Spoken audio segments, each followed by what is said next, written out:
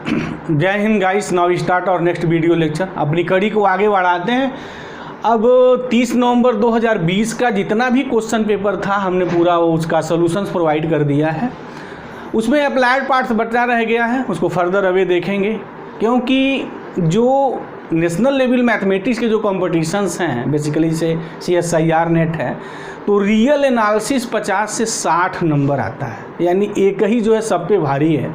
कितना बड़ा सिलेक्शन में निर्णायक भूमिका निभाता है कहने की ज़रूरत नहीं है। इसलिए हमारा जो फोकस है बेसिकली सीरीज़ में हम पूरी रियल एनालिसिस जहाँ भी क्वेश्चंस मिलेंगे पूरे सॉल्व करेंगे, फुली एक्सप्लेन्ड मॉडर्न अलजेब्रा को सॉल्व करेंगे, लीनियर अलजेब्रा को नहीं छोड़ने वाले हैं। कॉम्प्लेक्स एनालिसिस की तो बल्ले बल्ले कोई बात ही नहीं है, सारे उसके भी हम विथ कंसेप्ट लॉजिक के साथ पूरा सॉल्यूशंस प्रोवाइड करेंगे। और हम उन क्वेश्चनों को ही चॉइस करेंगे जिनसे बहुत सारे क्वेश्चंस हमारे डेवलप हैं, थ्योरियाँ बनेंगी, रिजल्ट बनेंगे, और जिनसे क्वेश्चंस बनाए जाते हैं। तो उस कड़ी को हमने अब 20 नवंबर 2020 को लिया है, जो 20 नवंबर को हुआ था, इसका मैं पूरा सॉल्यूशंस प्रोवाइड करूँगा। उस कड़ी में मैंने रियल एनालिसिस को स्टार्ट किया है। पार्ट बी का एक क्वेश्चन है।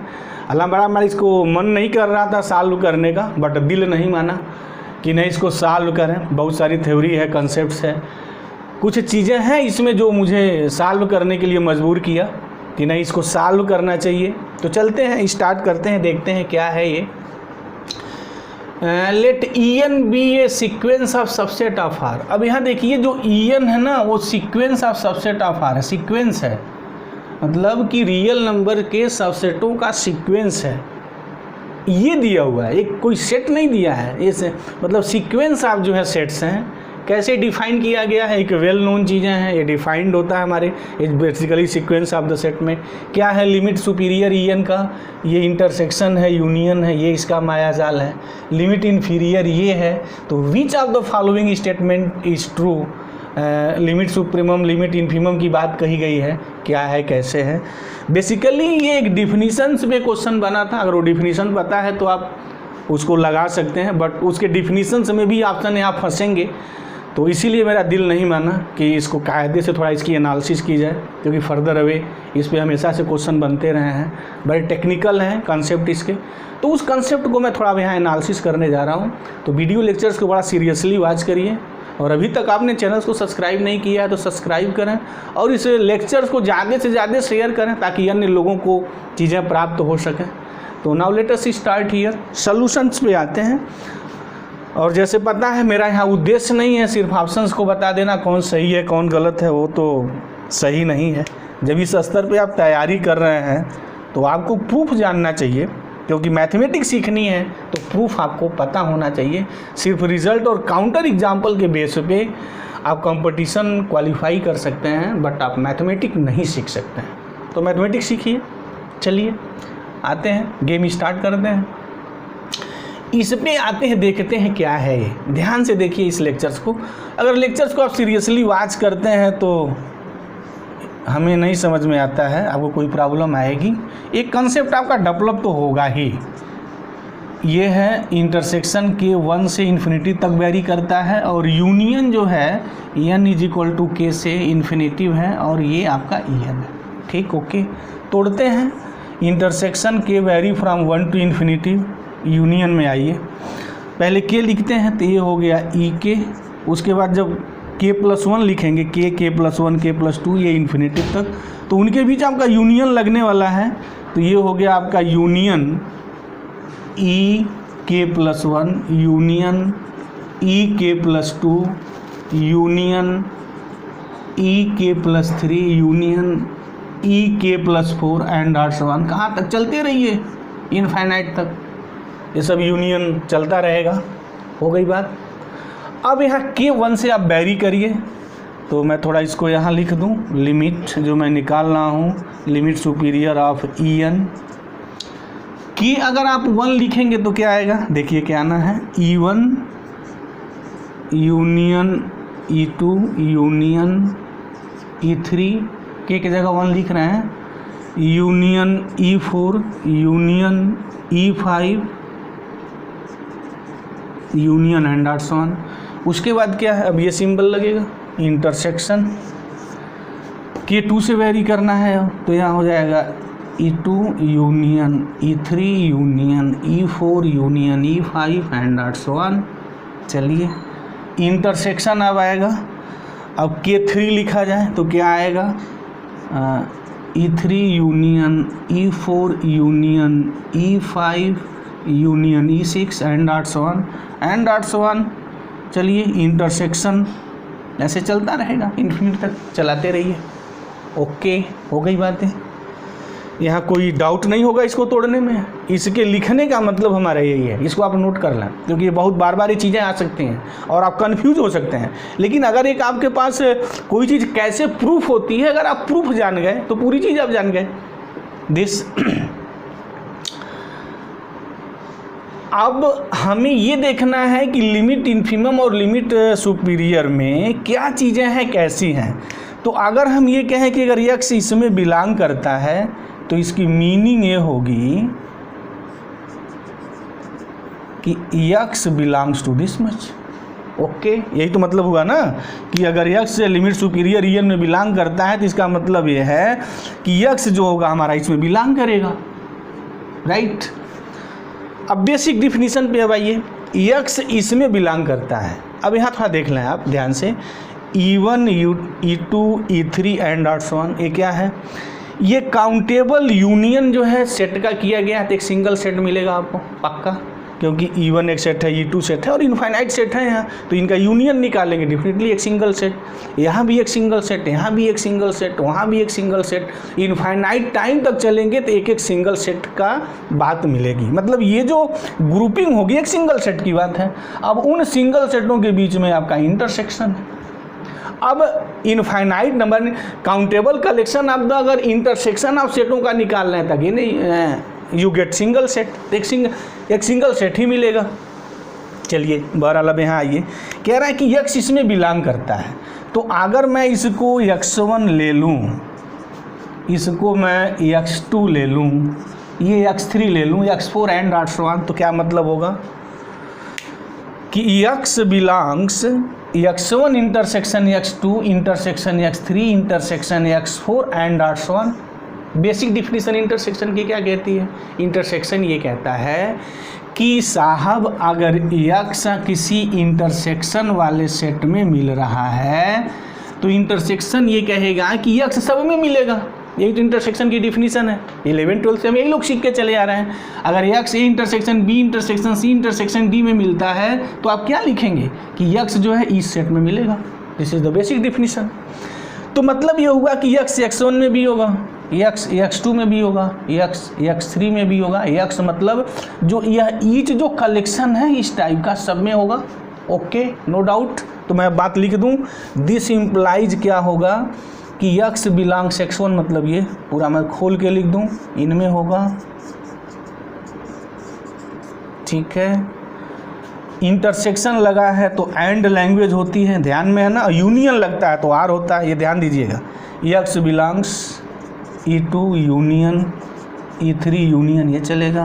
एंड x बिलोंग्स यहाँ कहाँ आएगा भाई, E3 union E4 union E5 union and so on.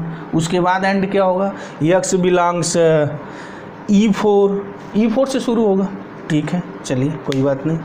अब एक एक चीज़ की थोड़ी यहाँ पोस्टमार्टम किया जाए, एनालिसिस की जाए। देखिए कह रहा है कि x इसमें बिलोंग कर रहा है तो यूनियन क्या कहेगा, यूनियन ये कहता है कि साहब एटलीस्ट कम से कम एक में होगा। मतलब ये है कि यूनियन का जो बेसिक कंसेप्ट है, जो आप जानते हैं कि x belongs A union B में है तो x belongs A or x belongs B, ये तो सबको पता है। r का मतलब होता है कि या तो ए में है या बी में या दोनों में होगा।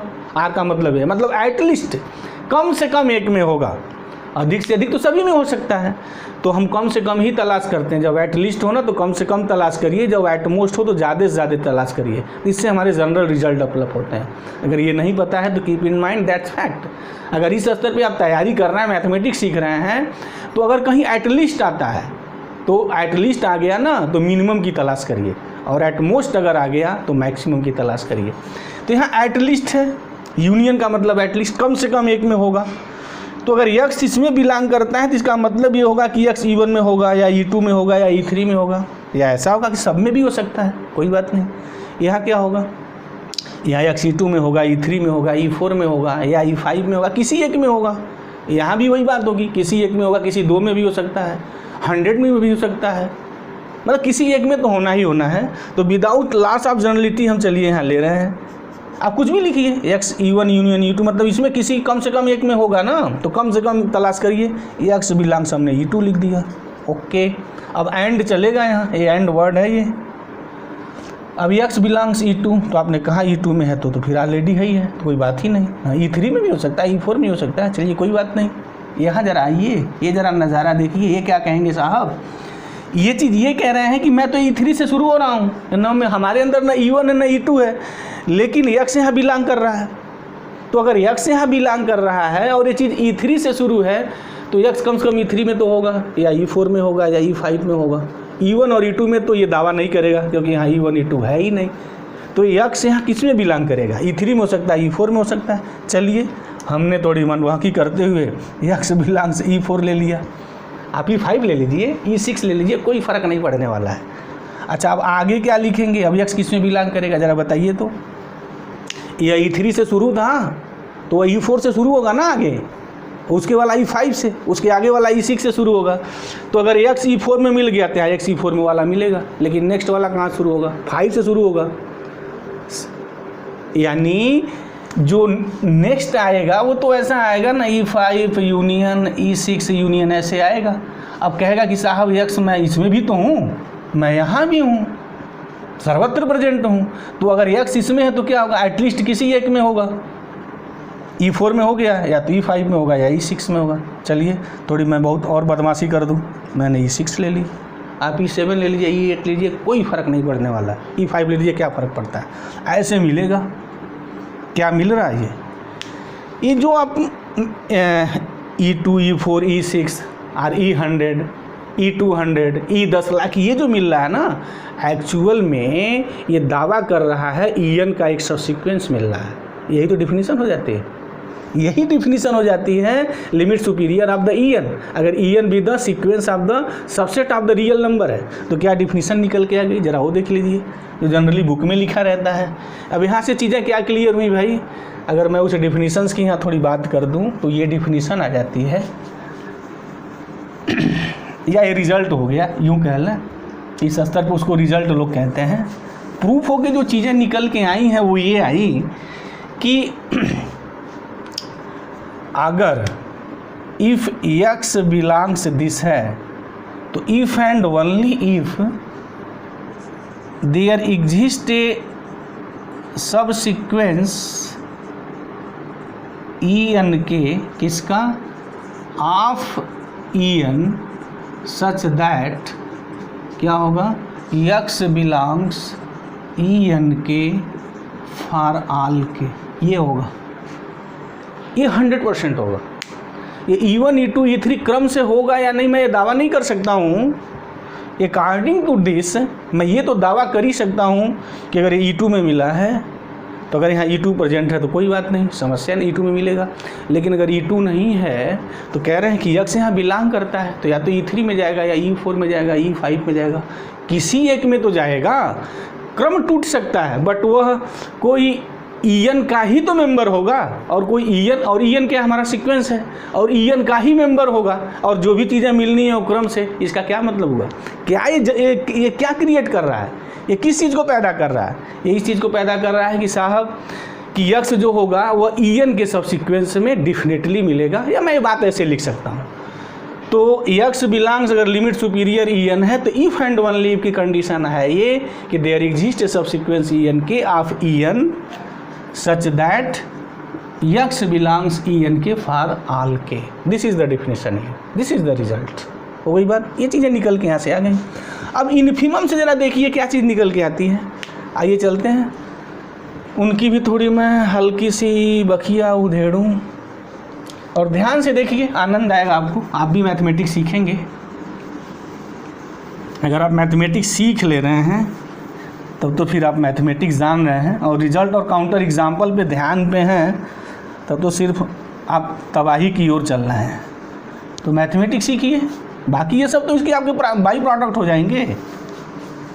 अभी देखिए ना, हमें यहाँ ऑप्शन टिक करने की ज़रूरत ही नहीं है, खुद ही मैं सारी चीज़ निकाल दे रहा हूँ और आप खुद बता देंगे कौन ऑप्शन सही है निर्विवाद रूप से और कौन निर्विवाद रूप से गलत है। चलिए अब यहाँ ले लेते हैं क्या भाई कि यक्स अगर, चलिए लेते हैं लिमिट इन्फिमम इन्फीरियर en क्या होगा। ऑलरेडी ये डिफाइंड किए हैं, कह रहा है कि साहब मैं ऐसे डिफाइंड करता हूँ। चलिए तो ये पहले शुरू हो गया यूनियन के उल्टा हो गया है, छोटों को खींच के बड़ा किया जा रहा है, बड़ों को काट के छोटा किया जा रहा है, फिर बड़ा किया जा रहा है। तोड़ दें इसको, तो यहाँ हो गया यूनियन के वैरी फ्रॉम 1 to इन्फिनिटी। चलिए आइए ब्रेक करिए इनको, तो एन के से शुरू होगा तो ये हो गया ई के, उसके बाद यहाँ इंटरसेक्शन है तो इंटरसेक्शन ई के प्लस 1, इंटरसेक्शन ई के प्लस 2, इंटरसेक्शन ई के प्लस 3, इंटरसेक्शन ये चलता रहेगा, चलाते रहिए, कोई फ़र्क नहीं पड़ने वाला है। तो अब यहाँ हो गया हमारा लिमिट इन्फीरियर en। चलिए अब इन पे यूनियन ब्रेक करिए, तो k1 से शुरू होगा तो क्या आएगा, ये होगा e1 intersection e2 intersection e3 intersection e4। अब मन नहीं कर रहा है इंटरसेक्शंस को बार बार लिखने का, हो गया क्लोज कर दिया। अब क्या लगेगा, यहाँ यूनियन लगेगा, ठीक है।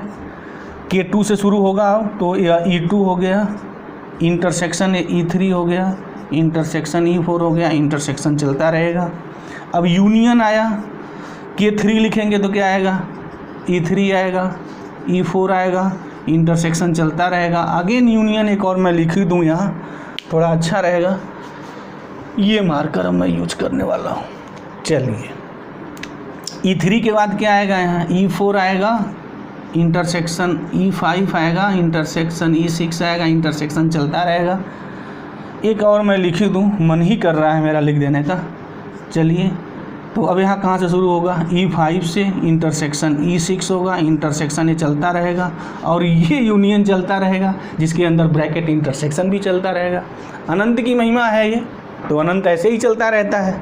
चलिए कोई बात नहीं है, वो चलने से कोई फ़र्क नहीं पड़ेगा। आइए अब अगर कह रहे हैं कि यक्स आप इसमें बिलोंग कर रहा है, यहाँ मैं लिख दूँ कि यक्स इसमें बिलोंग कर रहा है, तो इसका मतलब क्या हुआ, इसका मतलब ये हुआ कि यक्स इसमें बिलोंग करेगा। देखिए यहाँ यक्स इसमें बिलोंग कर रहा है, कंसेप्ट वही है आपका कि ये e1 है e2 है, यानी सब इनका इंटरसेक्शन है।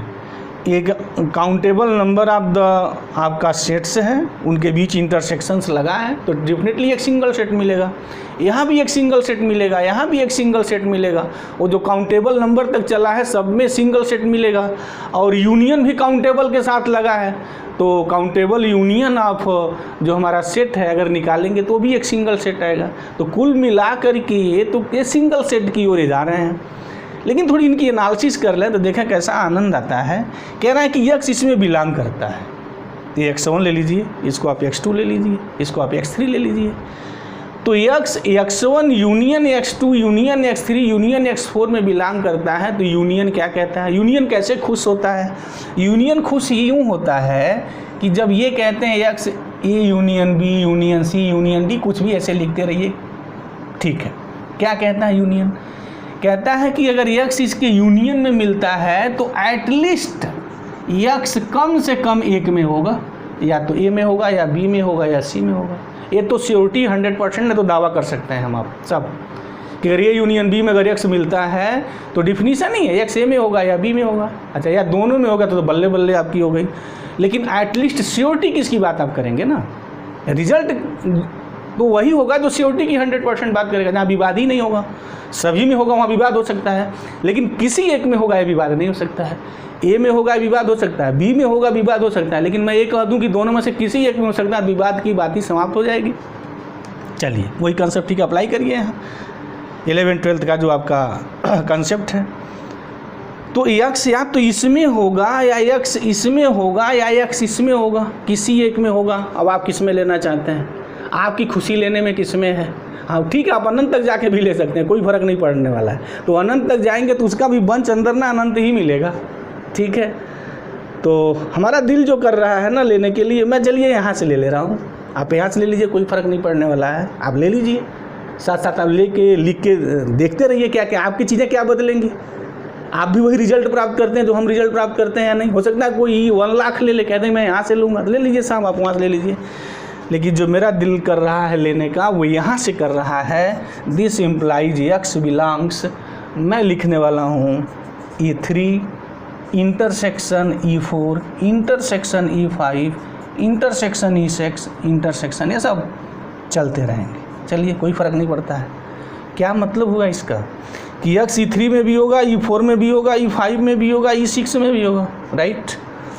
अगर यहाँ भी हो सकता है तो फिर एक्स E1 से शुरू हो जाएगा, यहाँ होगा तो एक्स E2 से मिलना शुरू हो जाएगा, यहाँ होगा तो E3 से शुरू हो जाएगा। ये भी हो सकता है कि एक्स A222 इंटरसेक्शन ये भी हो जाए, ये भी तो हो सकता है, यहाँ से मिलना शुरू हो जाए।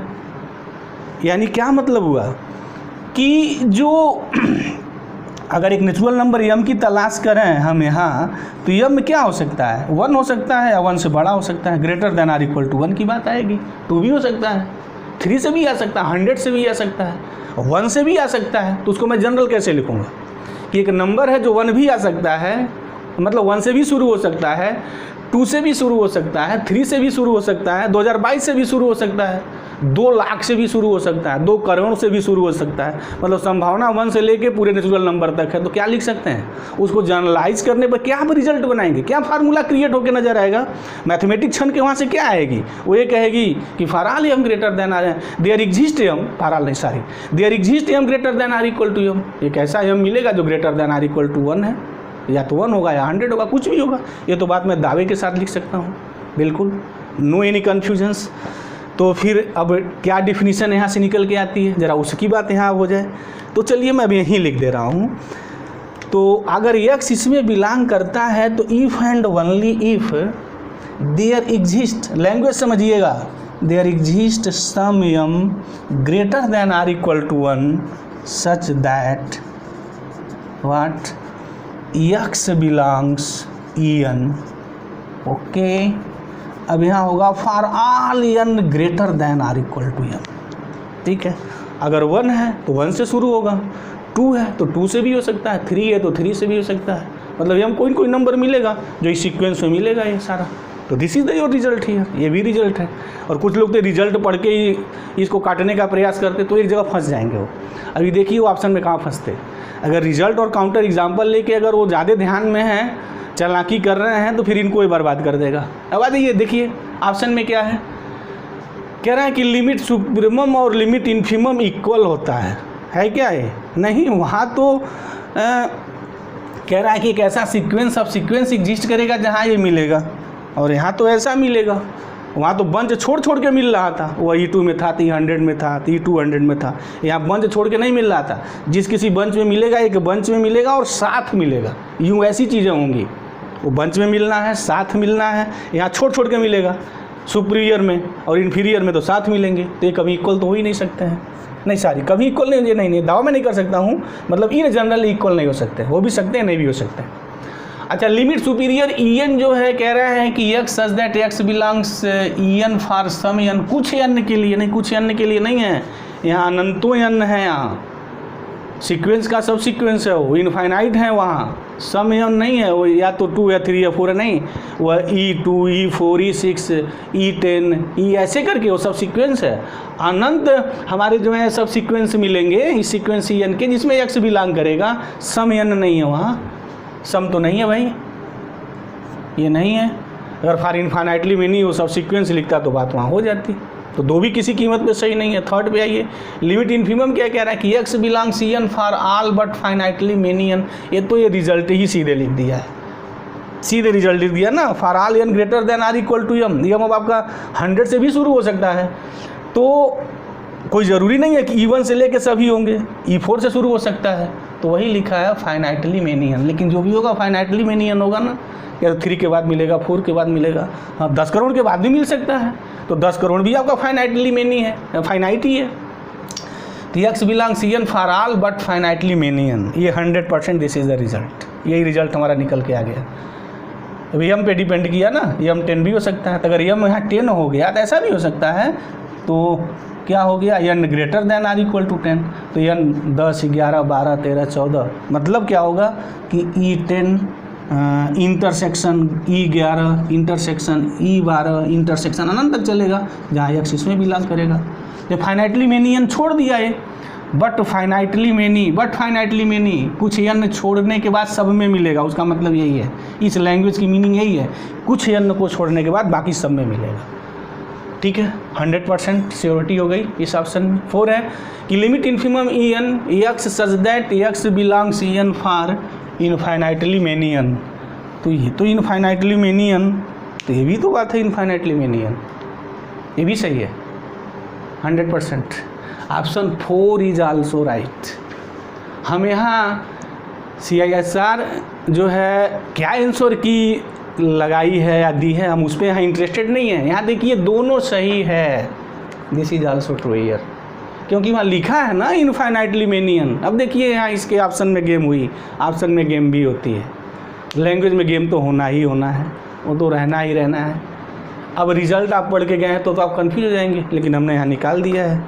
क्या निकाला है भाई कि इनफाइनाइटली मेनी एन नहीं, यहाँ जो ये निकला for all N greater than or equal to M, ये हम आपका 2 छोड़ने के बाद भी हो सकता है, हमें तो कुछ उसको छोड़ना पड़ेगा ना, ये एप्रोप्रिएट हो गया है, दिस इज़ द एप्रोप्रिएट, मतलब बेस्ट ऑफ द बेस्ट। वो जो ऑप्शन दिया है ना उसमें सबसे अच्छा ऑप्शन यही है।